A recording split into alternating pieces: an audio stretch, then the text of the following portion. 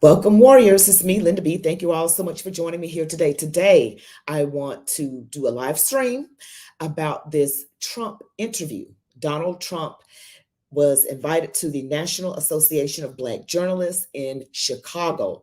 They were having a convention and career fair. Things got heated, a bit combative. I did see that. I don't think I saw it. I didn't see it to the very, very end, but I wanted to get your take on everything and just see what your opinions are. First of all, let me apologize for being late on the live stream.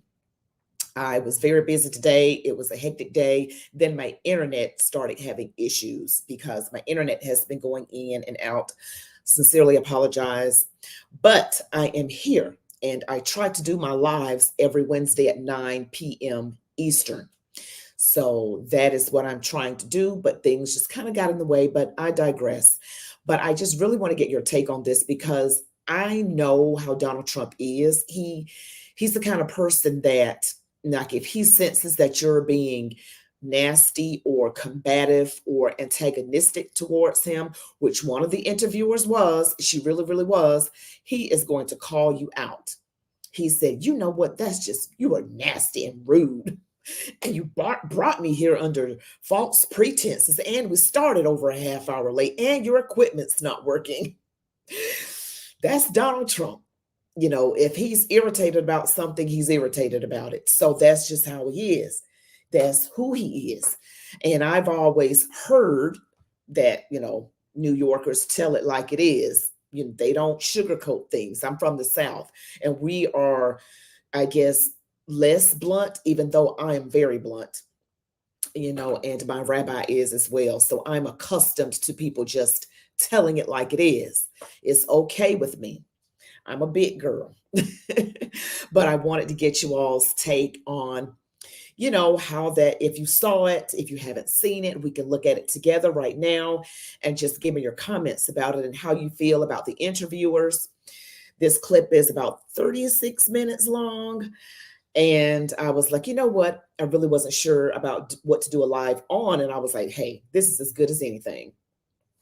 So you guys give me some chats. I see some people are on, and just let me know that you are here. Say, hey, looks like there are 13 people and we're going to talk about this.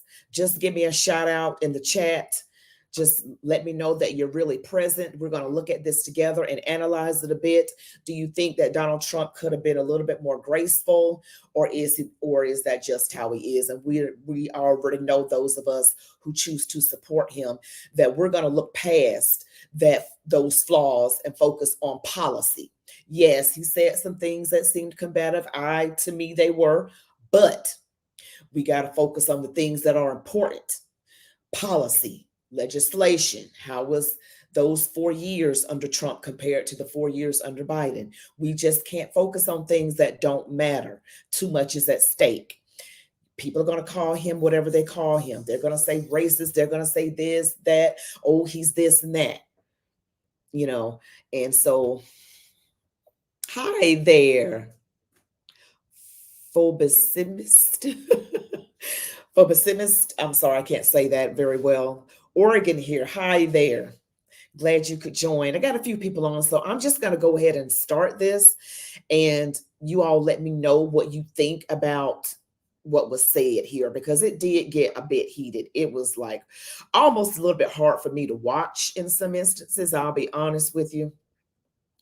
We use opportunities like these both to inform our reporting, but also to help voters understand the choices that they face in a consequential and historic election year. NABJ has partnered with PolitiFact to fact check this conversation in real time. You can access that feed on social media. I don't like PolitiFact at all. Using the hashtag NABJ fact check. Again, the hashtag is NABJ fact check.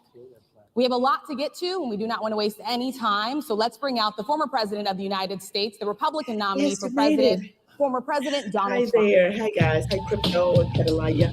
I'm sorry, Catalia.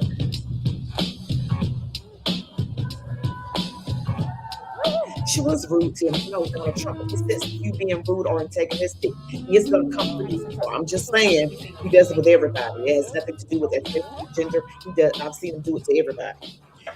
If they get nasty. Mr. President, we so appreciate you giving us an hour of your time. I want to start by addressing the elephant in the room, sir. A lot of people did not think it was appropriate for you to be here today. You have pushed false claims about some of your rivals, from Nikki Haley to former President Barack Obama, saying that they were not born in the United States, which is not true. You have told 4 congresswomen of color who were American citizens to go back to where they came from. You have used words like animal and rabbit to describe Black district attorneys. You've attacked Black journalists, calling them a loser, saying the questions that they ask are, quote, stupid and racist. You've had dinner with a white supremacist at your Mar-a-Lago resort. So my question, sir, now that you are asking Black supporters to vote for you, why should Black voters trust you after you have used language like that? Okay, he's about to go off on her right about now. And I just want to say, I just have to interject, guys. First of all, this is what I've been noticing. Now, Donald Trump is not your polished, smooth talker politician. That's just honest. That's just being honest. He tells it like he sees it. If he feels a certain way, he says it. There's no filter.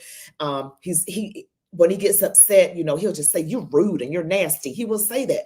But one of the things I noticed in the Black American community, that when a white person, especially if it's a white man, I'm just being honest, y'all, we can be 100% real here, right? Everybody's, we got thick skin. A lot of Black people that I've noticed, when a white person, especially if it's a white man, says something against or that's critiquing or not in a favorable light of a person of color or a female, is automatically taken as he's racist and he's misogynistic. I want to know if you guys have ever seen that, because that's what I'm noticing. And it doesn't mean that the person is racist. They're just critiquing you outside of your color. You just happen to be a minority or female or whatever you want to call it. And so a lot of Black people take that criticism like he's attacking me because I'm Black. He didn't say anything about your color. He said you were rude, you asking questions like this, you were being nasty. And see, Donald Trump has got to learn how this game of this thing with Black people, where I don't feel that way. I'm like, you can critique me. I'm not going to take it like you're doing it because I'm Black. But that's what's in the Black American community with a lot of people. It is on the liberal side, not the conservative side.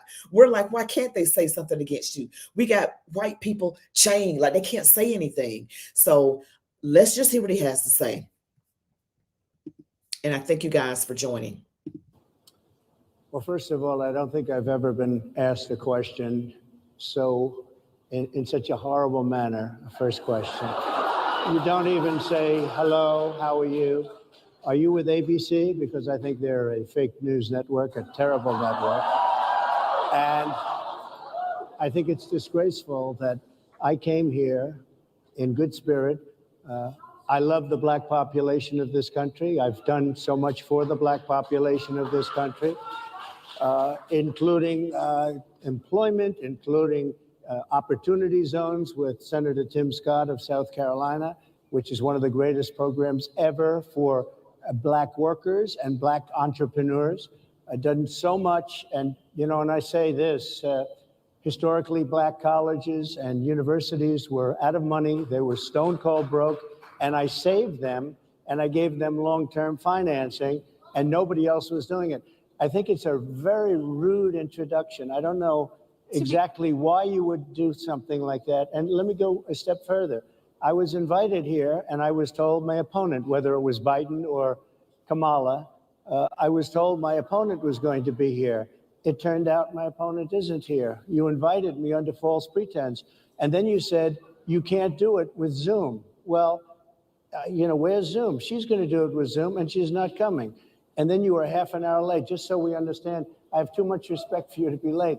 They couldn't get their equipment working or something was President, wrong. I would love I think if you it's can a answer very the question nasty on your question. rhetoric and why you I have believe answered the that Black voters question. should trust you with another I 4 have years. been the best president for the Black population since Abraham Lincoln. That's my answer. Better than President Johnson, who signed the Voting Rights Act. And for you to start off a question and answer period, especially when you're 35 minutes late because you couldn't get your equipment to work, in such a hostile manner, I think it's a disgrace. I really do.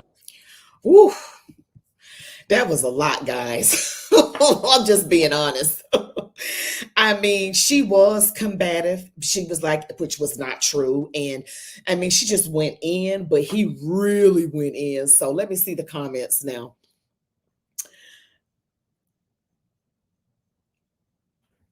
You said, okay, this is Jody Taylor. I have been trying to imagine you as having TDS. You're just so nice. What's up, Linda B? Good evening.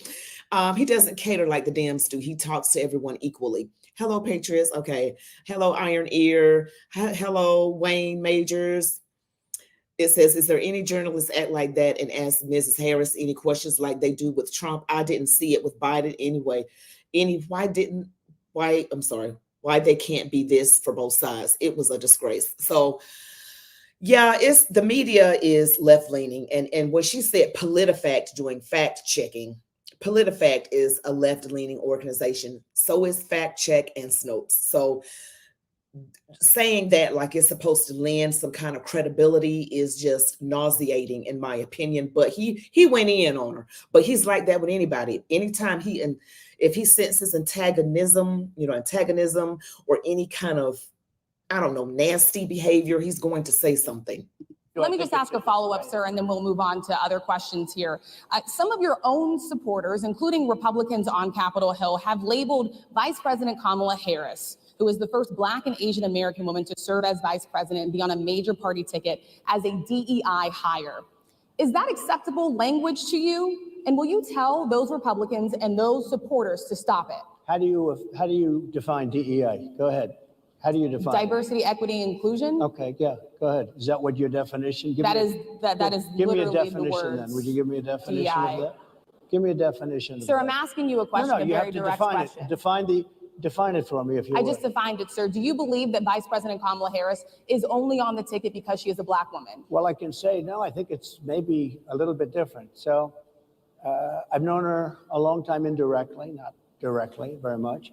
And she was always of Indian heritage, and she was only promoting Indian heritage. I didn't know she was Black until a number of years ago when she happened to turn Black, and now she wants to be known as Black. So I don't know, is she Indian or is she Black? She is always identified as a Black woman. She went to a historically Black college. I respect either one, but she obviously doesn't, because she was Indian all the way, and then all of a sudden she made a turn and she became a Black person. Just to be clear, sir, do you believe that she is? I think somebody should look into that too when you ask continue in a very hostile, nasty tone. It's a direct question, sir. Do you believe that Vice President Kamala Harris is a DEI hire, as some Republicans really don't have know. said? I mean, I really don't know. Could be. There are some, and there are plenty. I know this lady right over there, Harris, is a fantastic person who just interviewed me at length. And we had a great interview, I think, and I heard you got very good ratings on that. Well, you told me it was the longest one of your life, so we had a good discussion. Look, I want to talk about why you're here today. I mean, it is not lost on us how divided we are as a country. And as you were coming today, we really got to see that we are divided along the lines of race, along the lines of gender. And there is this question of, in this moment where we are, why come here? What is your message today? My message is to stop people from invading our country that are taking, frankly, a lot of problems with it. But one of the big problems, and a lot of the journalists in this room I know and I have great respect for, a lot of the journalists in this room are Black. I will tell you that coming from the border are millions and millions of people that happen to be taking Black jobs. You had the best. What exactly is a Black job, sir? A Black job is anybody that has a job. That's what it is. Anybody that has a job. All right. And Mr. President. See, they want to make everything he says racist. A Black job is a job held by a Black person that they would have been able to get if it wasn't for an illegal person who they pay a lot less. And any little thing, they just reaching, right? They just reaching. So, it got just very, very heated. And he got back again. You just rude and nasty tone. I'm like, oh, Donald Trump, I'm going to need you to tone it down now. I mean, I understand how he feels because I'm blunt myself. I try not to be. And God is working with me on that. So y'all pray for me. But they come at him and they don't come after the Democrats like that. And he was right when he said, you brought me here under false pretenses. The other person is not here. And you said Zoom isn't available. And then they have Zoom for them. So it's not fair to do somebody like that. And he's making a trip. He actually showed up. We need to look at that part. He actually came. He didn't blow it off or brush it off. There have been a number of people, Black people, who said they wanted to meet with Donald Trump, and he graciously met with them, but they could not get a meeting with Joe Biden. So we got to look past the little, snippets in his personality. I'm looking at policy. So that's what I'm looking at. So. They're taking the employment away from Black people. They're coming in, they're invading. It's an invasion of millions of people, probably 15, 16, 17 million people. I have a feeling it's much more than that. And everybody's been seeing what's happened. The first group of people, the Black population, is affected most by that. And Kamala is allowing it to happen. She's the border czar. She's the worst border czar in the history of the world. There's never been a border czar like this. She's never even essentially been. She said she was there once, but not the right part of the border.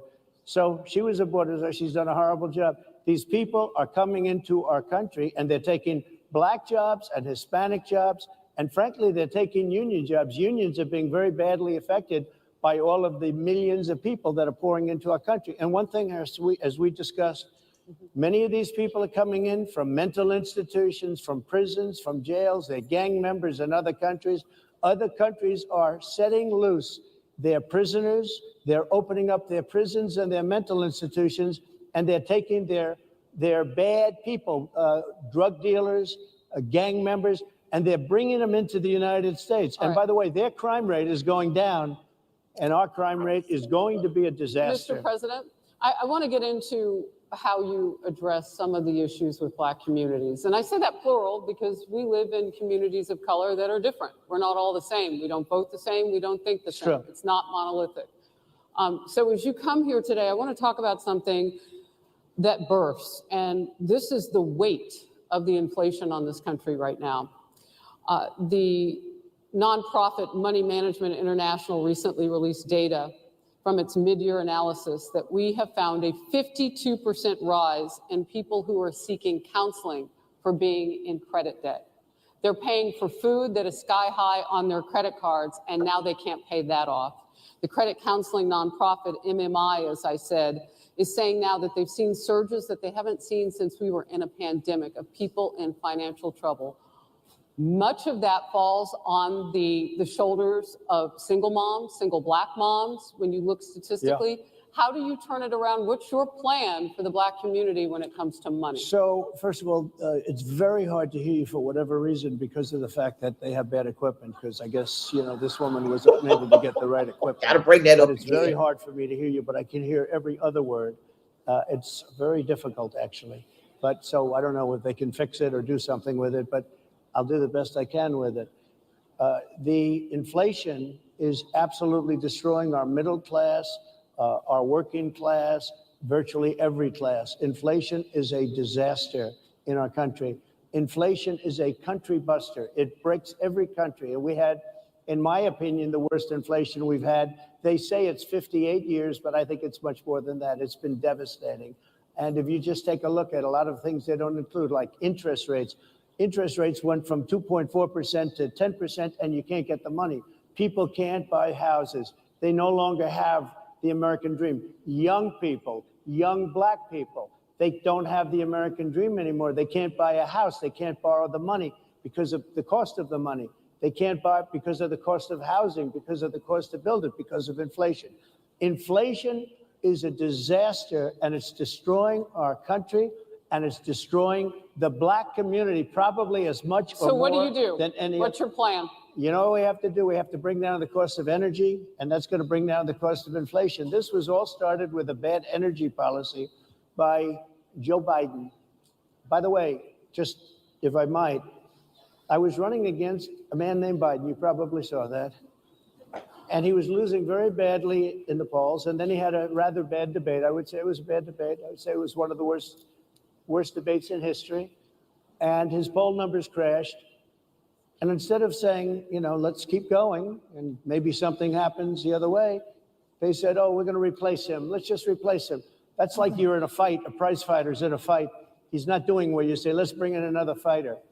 So our whole campaign was steered toward him, and now we have to steer it toward him. But ultimately, it's the same because they have bad policy. They have policies of open borders, unbelievable open borders, horrible energy policies. They want to get rid of, as you say, gasoline in cars. They want to get rid of oil. They want to get rid of efficient heating. Mr. President. Environmentally, what they're doing is killing our country. They're absolutely destroying our country. But the inflation is the thing that's hurting the black worker, the black population, and every other population within our country. Inflation is the worst it's been, I think, in over 100 years. And they'll fact check it. They'll say it's only 58. Whatever it may be, they don't add all the numbers. They don't add the really bad numbers, and you can check that too. But inflation, Harris, is absolutely destroying this country and the people in our country. Yes, Mr. President. And he does answer questions in a roundabout way, Donald Trump does. And I think people are saying he's not answering the question. He likes to get a point, something he wants to say first, then he circles back around to answer the question directly. That's how he answers all his questions. And, so I'm just going to read some of the comments. Linda B, can we have a word of prayer before you sign off? That would be nice. Okay, I will definitely do a word of prayer, you guys. Somebody need to remind me, Connie, because right now my air conditioning is not working very well. So you probably see me fanning from the heat. But yes, and what they really want is everyone for public. Okay, first time checking out. Rejoice in the Lord always. Welcome, Rejoice. Thank you so much for joining us your first time. Hey, Richard. Hey, Caleb Bex. How you doing? Richard Brown. Hello.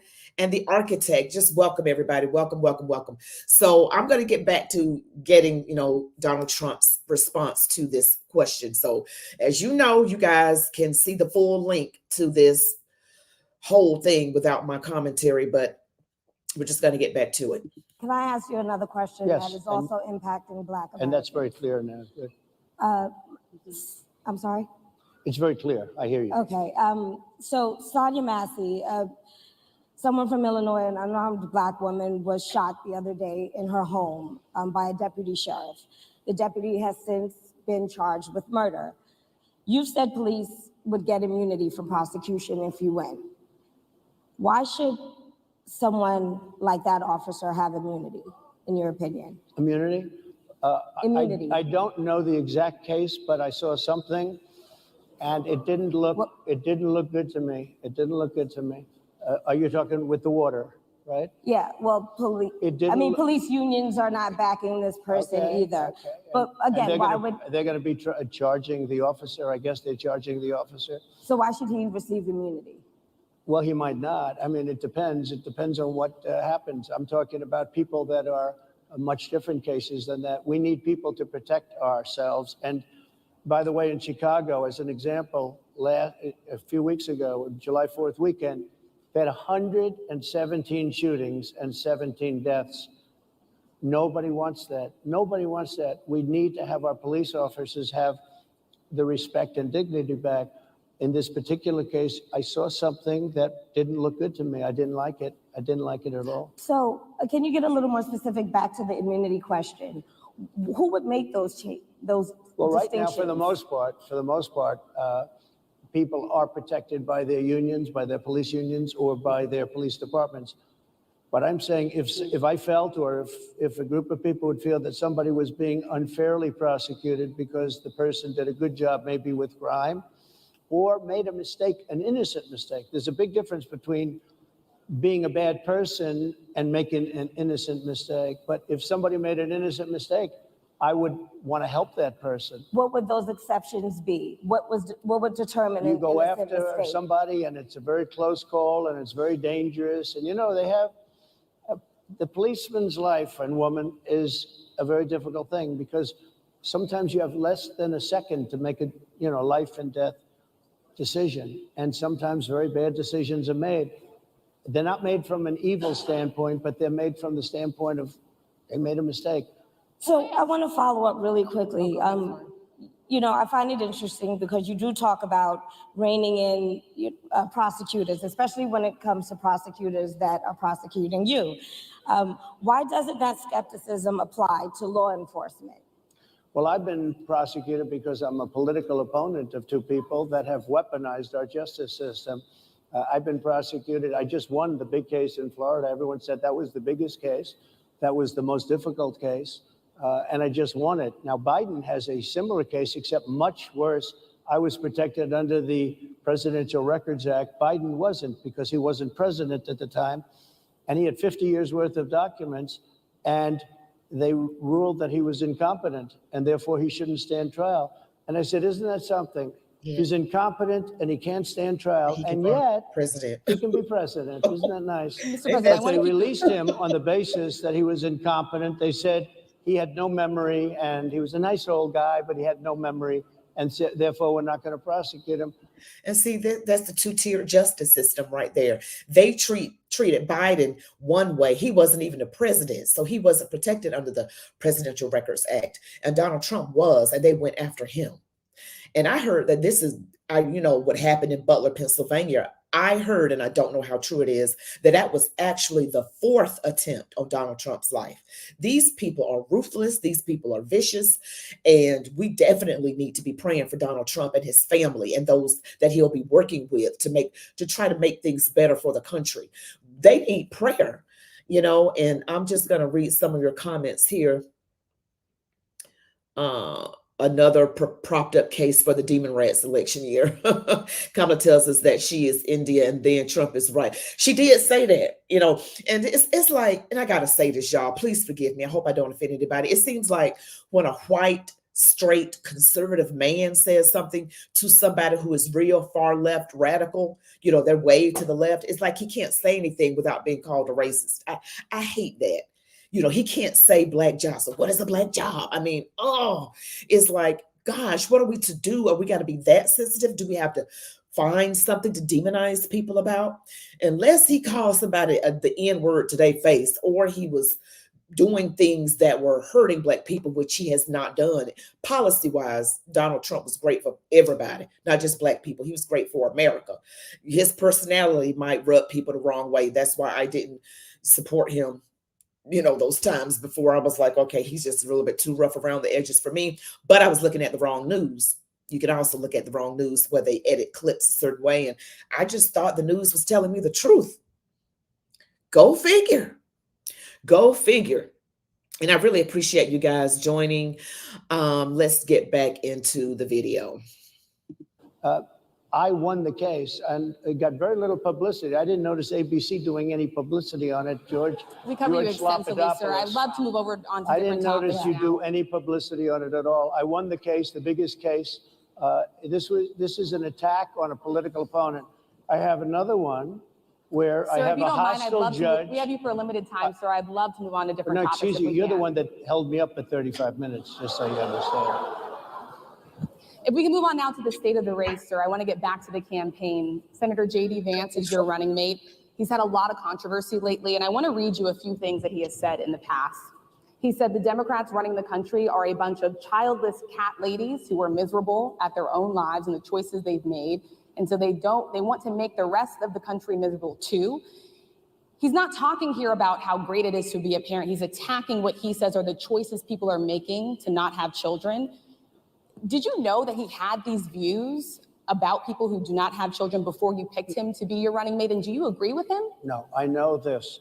He is very family oriented, and he thinks family is a great thing. That doesn't mean he thinks that if you don't have a family, it's not. I know people with families. I know people with great families. I know people with very troubled families.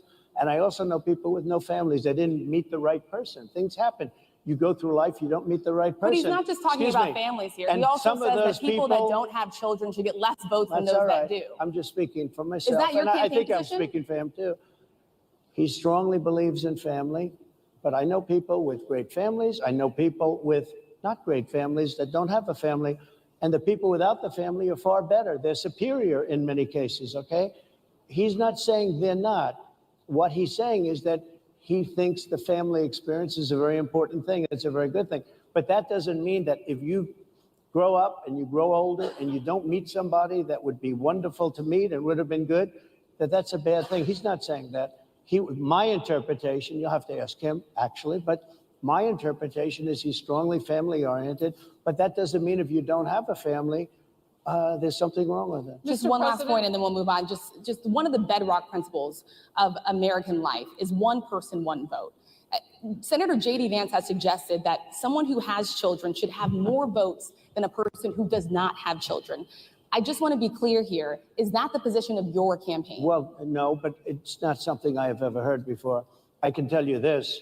Right now, you have illegal aliens coming into our country, many from prisons and many from mental institutions, and they want to give them votes. I don't think they should have votes. They came into our country illegally, and they're taking the vote away from all of the people in this room that have been here a long time, that have worked hard, that in many cases, and you'll see this happening, if I'm not elected, you're going to see it happen. If I am, you're not going to have any problem. But you're going to see it happening a long time. You're going to see the people in this room and people outside of this room are going to be losing their jobs to people that have come into this country illegally. Mr. President, can we stay with just kind of the state of the race right now? Because I felt like that vice president question, candidate question was right in there with that. So let's talk about JD Vance for a little bit. He's had some stumbles out of the gate. I don't know if you're hearing what we hear as reporters, but it's been a tough couple of weeks for him. Why did you choose JD Vance? Why did you choose him? And I'm having a hard time hearing too. I know everybody out there can, but it's hard. I'll tell you why. I chose him because he's a very strong believer in work and the working man and woman, and especially the working man and woman who have been treated very unfairly, because you have many of them in this room. But you have many of those people, they were treated very unfairly. They worked very hard and they were treated unfairly. He wrote the book that became a bestseller. The movie became a smash hit. He's a very smart guy. Yep. Without the benefit of having a family that has contacts, like a father that was well connected. He got into Yale Law School. He graduated in 2 years from Ohio State, summa cum laude. I mean, you take a look at, his career has been an amazing career. He started off at a level with a difficult family situation, very difficult with the mother and the father and everything else. Yeah. He ends up going to Yale Law School and was one of the top students, became the head of the law journal. I mean, that's an amazing thing.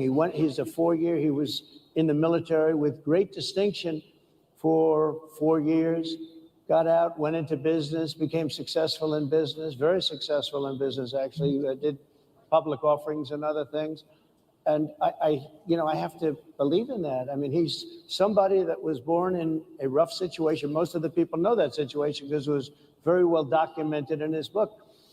And I have a lot of respect for somebody that can get into Yale and become one of the best students in Yale, that meets a young woman at Yale who was also outstanding, and they get married, they have a beautiful family. But he had he's made himself an amazing life. He then goes to Ohio, lives in Ohio, and he had my endorsement. That helped. But he wins the Senate. He becomes a United States Senator. So he's a United States Senator. So Harris, like I respect you for your success, I respect people for their success. The reason I asked the question is because the last time you and I sat and talked was the day that you were shot. We'd been together for much of that day. You left to go to Butler, Pennsylvania, and we didn't know what was next. Yeah. And 2 days after that, I cannot understand your microphone. I know so it is really hard for me to understand. It's just, I can understand you perfectly. Push us closer. I can understand you. Happy to hear that, sir. But I can't understand, Harris. I have a few more questions. Because of the distance, and the mics are really in lousy shape, but I cannot understand Are you asking a question? what you're saying. So what I wanted to say was the last time we spoke, you said some words that were prophetic because I asked you who you wanted to choose for vice president. Yeah. And you said normally it really wouldn't matter what they would bring. You choose somebody that you think has a future, that sort of thing. But you said these words 3.5 hours before an attempted assassination on your life. You told me that bad things happen, Harris. And that's why this decision is important this time. Bad things happen. You said it twice. When you look at JD Vance, is he ready on day one? Does he what? Ready on day one, if he has to be. I've always had great respect for him, and for the other candidates too. But I will say this, and I think this is well documented. Historically, the vice president, in terms of the election, does not have any impact. I mean, virtually no impact. You have 2 or 3 days where there's a lot of commotion as to who, like you're having it on the Democrat side, who it's going to be. And then that dies down, and it's all about the presidential pick. Virtually never has it mattered. Maybe Lyndon Johnson mattered for different reasons of what we're talking about, not for vote reasons, but for political reasons, other political reasons. But historically, the choice of a vice president makes no difference. You're voting for the president, and you can have a vice president who's outstanding in every way, and I think JD is. I think that all of them would have been, but you're not voting that way. You're voting for the president. You're voting for me. If you like me, I'm going to win. If you don't like me, I'm not going to win. I'm going to get my JD Vance question in. JD Vance? I'm going to get my JD Vance question in. To your point and to Rachel's point, he, has a lot of opinions about childless women like myself or divorced people like yourself. Do you think, well, I mean, my point is here. But was said in a friendly manner. My point is, do you think the Republican Party is getting a little bit too judgy about people's lives when you think about abortion or when you think about what JD Vance is saying? I don't think, look, I think that the Democrat Party is really the one that has the problem. I think they're radical on abortion because they're allowing abortion in the 9th month. They're allowing the death. I think it's they're about allowing freedom, the death of a baby after the baby is born, based on the governor of Virginia. Based on the governor of Virginia, they're allowing the death of the baby after it's born. They're allowing abortions in the 8th and 9th month. Well, Democrats have denied. I think they're right. And I think the Republican Party is actually much less. I think I've made them much less radical, perhaps. But the Republican Party, what we're doing is bringing it back to the states where everybody wanted it. Democrats, Republicans, liberals, conservative, everybody wanted abortion brought back. They didn't want Roe v. Wade in the federal government. They wanted it, everybody. But the majority of Americans oppose Roe v. Wade being overturned. They don't know about this. Right now, they're voting. It brought it back to the states. Now, I happen to believe in the 3 exceptions. Ronald Reagan believed with rape, incest, life of the mother. I do. I think most people do. I think most Republicans do also. But if you take a look, right now they're doing, it's an amazing thing, out of the federal government, it's in states, and people are voting. And I will say, Ohio is, let's call it a more liberal version, has been approved. Kansas, the same thing, a little bit surprising to a lot of people. But the people are now voting, and it's taking this issue that's been going on for 52 years and has torn our country apart, and it's giving it to the people to vote on. And they're voting. And many states have already voted. Others are in the process of voting. And it's bringing it back to the people and a vote of the people. And it's not at all radical. And again, you have to follow your heart. I happen to believe in the 3 exceptions. Most people believe in the 3 exceptions. Most Republicans believe in the exceptions. But they don't want to see an abortion in the 9th month or the 8th month. Almost everybody agrees to that. And I just want to say I had conversations with people 2 days in a row, yesterday and today, over this very thing of abortion. And I hated that in the Black community, we get a lot of abortions, and it was done by Margaret Sanger, who invented, Planned Parenthood. She's the founder of it. She came up with this Negro project to get rid of Black babies, anyone non-white. That includes Black people, Jewish, Latinos, Asian, and even low IQ whites. And she looked at Black people as human weeds. But yet the people I talked to yesterday and today, both Black women, and they are for abortion. And someone I talked to today was like, they should have just left Roe v. Wade alone. And I don't think they know the history behind it. And maybe that conversation will come up at a later date. But I told the person yesterday, I was like, I'm pro-life, but I think it's okay to allow someone to get it for the life of the mother. And for those other 2 exceptions that Donald Trump mentioned, rape and incest, because some people just feel like they can't go through with it. I still feel like it's better to have the child and put it up for adoption, preferably, but I realize everybody doesn't have that fortitude to be able to do something like that. So I just, I mean, I'm just like, why do I keep getting into these conversations? And I don't even ask first. It comes up first from somebody else. And next time I'm just going to say, you know what, I'm not going to talk about this with you because I really don't feel like it. You know what I'm saying? And it's just how it is. So let's just read some more comments. The Teflon Don. Please like and subscribe if you haven't. Yes, please like and subscribe, guys. If you're, please like, share, comment, subscribe, hit the notification bell, make sure it works. I do my videos at 4 p.m., 6 p.m., and 8 p.m. Eastern, Sunday through Saturday. I'm sorry, Sunday through Friday. Saturday, I don't normally post. I really don't. But Sunday through Friday, 4 p.m., 6 p.m., and 8 p.m. Eastern. And I really appreciate you guys. The sooner you can go onto the video and like and comment, it makes it, YouTube recommends it more and it starts to get more views, and that really helps me out. So I really appreciate that. So I'm going to finish looking at this, but I was conversations I had yesterday and today, I'm telling you. And they certainly don't want to see, in the case of the governor of Virginia, the former governor, I might add, who said, we set the baby aside and then we decide what to do. Meaning, what do? We execute the baby. That's a radical, horrible position. And some people want that. I don't want it. Most people don't. Thank you. Can I just pivot really quickly to another question about, you brought up health, Harris. You're an active man. We see you golfing all the time. But if you win, you'll still be president at 82. No. Which is older than Biden is right now. But not mentally. Look, mentally. Here's the question. He's shot. But most people, would you consider? Most people, I know many people in their 80s and their 90s that are in great shape. Some of our greatest leaders. You look at throughout the world history, the greatest leaders, some of the greatest leaders in the world were in their 80s. But here's the question. Would you consider stepping down if you felt that your health was declining? Or would you? Oh, absolutely.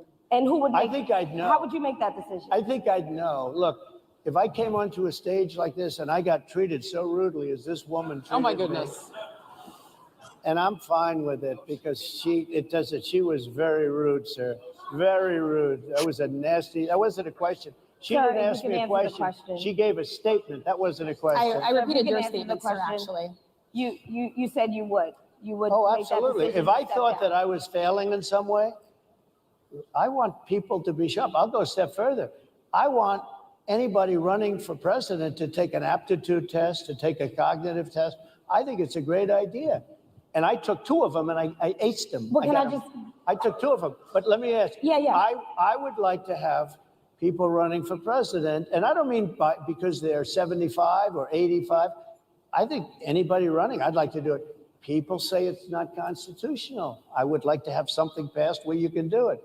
I think we should know. I mean, I've watched what's happened in the last couple of years under this gentleman, and our country is a mess. We have inflation. We have the millions of people falling in. We have Afghanistan, which was the worst, most embarrassing moment in the history of our country. What he has done to our country, and her too, what they've done to our country. She has been a horrible vice president. She's considered the worst vice president in the history of our country. Don't mean to interrupt you, but would you consider taking the cognitive test? Mr. President. I would love to and do make it. it public. Well, I've already taken 2 of them, but I'll do it again. Mr. President, how do you intend to? I suggested, Harris, that let's take one.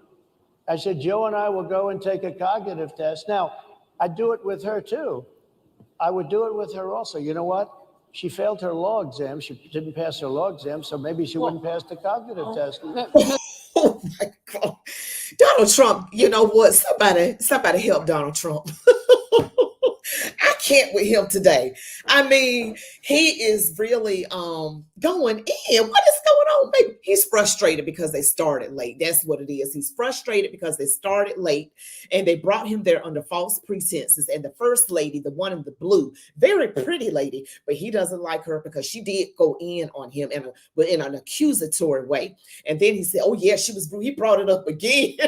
And Harris Faulkner from Fox was like, oh my goodness. I mean, that lady ticked him off. but he's nice to the other two. So it's not a race thing. It's not because she's black. The other two ladies are black. It's because she came at him. So people got to stop saying you coming at me because I'm black. No, you were rude. That's why he's coming for you like that. He did it to Caitlin Collins, and she's white. So it's not that. But y'all, what do you think about Donald Trump is just going off? And I agree with I am pro-life. I am pro-life. But if somebody got to have, go through that, they need to go through counseling first. Because even if you get raped and you don't get pregnant, you still need counseling because it was a rape. You know what I'm saying? So if someone gets pregnant, I would say don't abort the baby, give the baby up for adoption.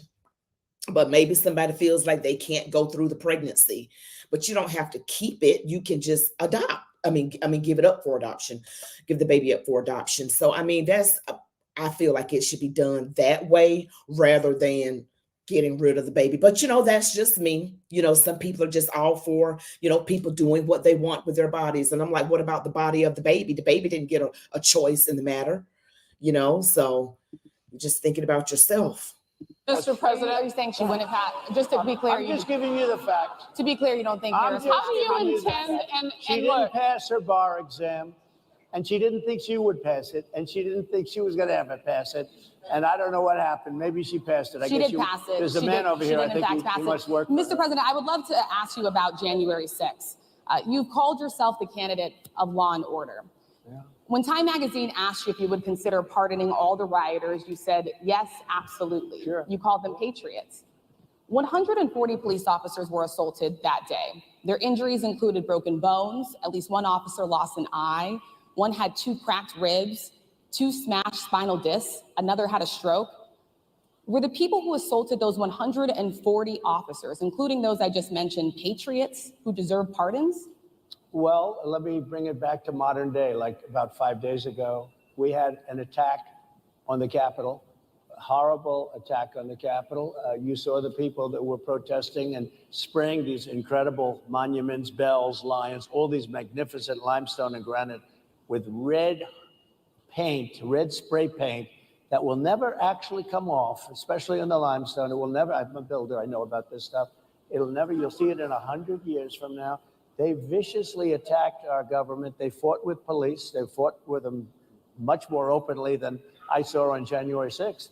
What's going to happen to those people? What's going to happen to the people in Portland that destroyed that city? But sir, my question is on those. What's going to happen to the people that tried to My question is on those burn rioters down? who assaulted Excuse me. officers. You have to Would answer. you pardon What's those going to people? happen? Oh, absolutely, I would. You If would they're pardon innocent, those? If they're innocent, I would pardon them. They've been convicted. And by the way, the Supreme Court just they were convicted by a very tough system. How come the people that tried to burn down Minneapolis, how come the people that took over a large percentage of Seattle, how come nothing happened to them? How come the people sir, we're talking about people that were seen beating officers with flagpoles, dragging them down the stairs. They're on video. Have you seen that video, sir? Oh, really? Well, You would pardon those rioters? They shot a young lady in the face who was protesting. They shot her in the face. Nobody died that day. You do know that. But people died in Seattle. Nobody died, but people died in Minneapolis. People died in Minneapolis. And nothing happens, and nobody ever talks, and nothing happens to those people. But you went after the J6 people with a vengeance. And I'll tell you what about the cops that were, and I'm all for the police, as you know, but what about the police that are ushering everybody into the Capitol? Go in, go in, go in. What about that? Look, nothing is perfect in life, but you have people from Minneapolis, you have people just from 5 days ago in Washington, D.C. They were having fistfights and fighting with the police. They were spraying and destroying. They were desecrating our monuments in Washington, D.C. 5 days ago, and nothing happened to them. And you can't have two systems of justice. That's why they went after me as a political opponent, because they felt they couldn't win without doing that. And we're going to win our cases and we're going to be vindicated. But I have to spend a lot of time on that and money. That's what they want. After the election, they won't care. Although in my case, I think they probably will, because the hatred is pretty deep. But I'll tell you, they went after me as a political opponent. That's never happened in our country before. And it sets a terrible, terrible precedent. What do you do on day one if you win? What's your first thing? What do? I close the border. And I do two things, because I can do a lot of things simultaneously. I close the border. We don't want people coming. We want people to come in, Harris, but they have to be vetted. They have to be checked. They have to come in legally. I want people to come into our country, but they have to be vetted. They have to be checked. So when you say, what do? That, and I drill, baby, drill. I bring energy way down. I bring interest rates down. I bring inflation way down so people can buy bacon again, so people can buy a ham sandwich again, so that people can go to a restaurant and afford it. Because right now, people can't buy food. Your grocery bills are up 40, 50, 60%, right? She's agreeing to me. Oh, she's agreeing. Thank you. I like you very much. Mr. President, I think we are. But it's true. Your grocery bills are up. And then they're mandating that you buy an all-electric car. You know, Elon Musk endorsed me, and he's a friend of mine. He's a good guy. He's a smart guy. But I'm against everybody having an electric car, okay? I'm very much against that. You have to be able to, if you want a hybrid or if you want a gasoline-propelled car. But, you know, we have more liquid gold, gasoline, oil, under our feet than any other country. More than Saudi Arabia, more than Russia, more than any other country. I want to use it. I want to use what we have. I want to bring down prices, bring down costs, and I also have to stop the invasion. And remember, they're taking your jobs. These people coming in are taking your jobs. Project 2025. I think we have to leave it there by the Trump team. All right. So leave it. That is the last word. Thank you so much, Mr. Trump, for coming today and joining us. Well, thank you very much. They've been telling us. Thank you. Thank you, everybody, very much. Great Thank honor. you, Mr. President. Thank you. NABJ will email about details regarding the conversation with Vice President Kamala Harris in September. Ooh, you guys. Whoa, you guys still there? Ooh, that had some hot moments. That really had some hot moments, because he was like, you guys brought me here under false pretenses. You were half an hour late, and then the mic's not working, and she was rude. And then they went on, and he went on with the questions. And then he came back and said she was rude. This woman right here. Oh, wow. The woman in the blue. Ooh, he gave her the blues. He was I mean, she was rough on him, but he gave it back to her probably tenfold. Donald Trump does not play. And I've read the comments already on the propaganda media saying he came across as a cranky old man. He came across as cranky. Well, you know, he was brought there, according to him, under false pretenses. And so people were cheering for him. They really were. There were people there for Donald Trump. The support for Donald Trump in the Black community and Latino community has greatly increased when you compare the two presidencies side by side. And we just got to avoid looking at his personality and how not cranky. I don't think he's cranky. I think he's just very direct. And he says what comes up comes out. you know what you're getting with him. He's not fake. He's not phony. If he's upset, he's going to show it. You know what I mean? So that's just how he is. And so, yeah, the one in the blue, she was very nasty. I'm like, girl, get nice. Stop it.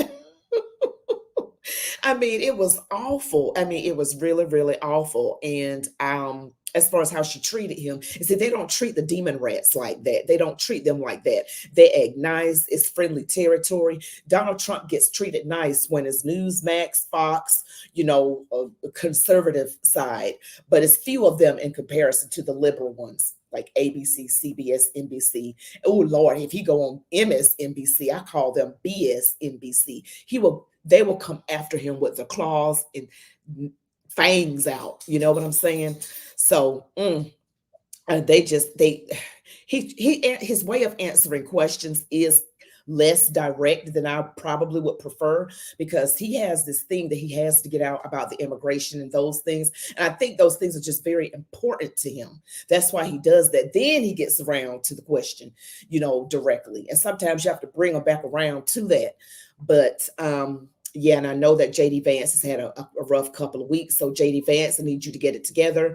And I'm telling you what the demon rats are going to do. They're going to bring up a lot of things are going to happen with white police officers, so-called, and, you know, and that situation with, was it Sonia Massey with the water and everything that came up. And that was seemingly a bad situation and that police officers should not have done that. But I haven't looked into it enough to really give an informed comment, to be honest with you. But sometimes people do have a half a split second to make a decision, and they might make a mistake. A mistake is not the same as somebody being nasty. And you got to give people some grace, got to give people some grace. And so I got to look into that further. But there are a lot of good police officers and there are some bad ones, but there are more good ones than bad ones. And we need more police officers on the street because these people are out of control. Lawlessness is abounding. And so let me read some of your comments. He commands respect. We want America, to be respected, and we do. And we want in our Trump 2024. Hello, everybody. David Wood, how are you? Yeah. She should have apologized for the delay and all the stuff that you put the man through just to be there. And he felt like he was brought there under false pretenses. But I really appreciate you all. Don't forget to, if you're on this live and you have not subscribed to my channel, please do so. I'm going to close out in prayer. I remembered that someone wanted me to close out in prayer. First of all, I appreciate you all. You have supported me. I am about at 47,000 subscribers right now. So I need about 3,000 more to hit 50,000, on my way to 50,000. And then once I hit 50, I'm just going to be on my way to 100,000. I need you all to share my videos, like, comment, subscribe if you haven't already. And I post videos Sunday through Friday, 4 p.m., 6 p.m., 8 p.m. Eastern Standard Time, 4, 6, 8 p.m. Eastern, Sunday through Friday. I don't really post on Saturday. I might do a post at 9 p.m. on Saturday. So just remember, it's best to go ahead and watch my videos as soon as they come out, so that the YouTube algorithm can push it out and recommend it more. I really appreciate that. And make sure you do it within that hour of it posting, if you can. I know everybody's busy, but if you can. And I really appreciate it. So now I am going to, does anybody have anything they want to comment on or anything?